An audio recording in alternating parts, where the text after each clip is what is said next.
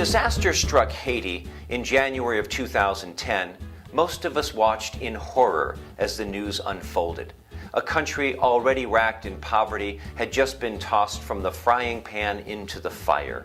Painful images of suffering prompted many of us to ask, what can we do? How can we send money, clothing, or food? And how can we make sure it gets there? For Episcopalians, there was plenty we could do. Church-based relief agencies are often the most effective in disasters like this because of their established physical plans, relationships, and an understanding of local customs. The Episcopal Diocese of Haiti, which belongs to the Episcopal Church, was almost immediately on the receiving end of food and medicine thanks to this amazing connection that runs throughout our church. Episcopalians trace our heritage in two directions. We go vertically back to Jesus and St. Peter, and we go horizontally to our relationships with millions of other Christians called Anglicans who share our heritage in churches all over the world. Together, we make up a unique association called the Anglican Communion. We're the third largest collection of Christians in the world, after Roman Catholics and Eastern Orthodox. There are more than 80 million of us, and we're growing. The Anglican Communion is made up of 44 national and regional church associations in 160 countries worldwide. This includes more than 500 dioceses spread over every continent.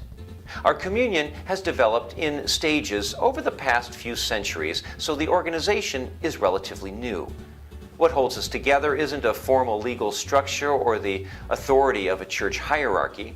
Rather, it's a shared conviction and participation in the basic ideas of the English Reformation, namely episcopal government by apostolic succession, liturgical worship, and the Bible informed and interpreted by tradition, reason, and the creeds as our main source of doctrine. We consider the Archbishop of Canterbury our spiritual leader. But compared to others like the Pope, the Archbishop's role is limited. He makes no claims to infallibility, and he's not allowed to hand down laws that members are legally bound to obey. Rather, the Archbishop of Canterbury, as the head of the Church of England, is understood as the symbolic head of the communion. He is the primus inter pares, first among equals. While he serves as our spokesman, he doesn't have any formal authority outside of England. This gives a lot of leeway to member churches. Each national church pretty much rules itself and is free to figure out specific answers to questions about doctrine and organization. Communion describes the relationship between the Archbishop of Canterbury and its member churches. Think of a wagon wheel. The Archbishop of Canterbury is at the hub. Each spoke leads out from the center and ends at a church. To be a member of the Anglican Communion, then, means to be in communion with the Archbishop, to be a spoke in the wheel.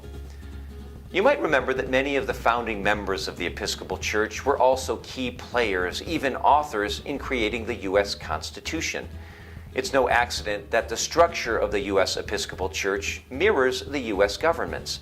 The word Episcopal comes from the Greek word for bishop. In our church, bishops are really important.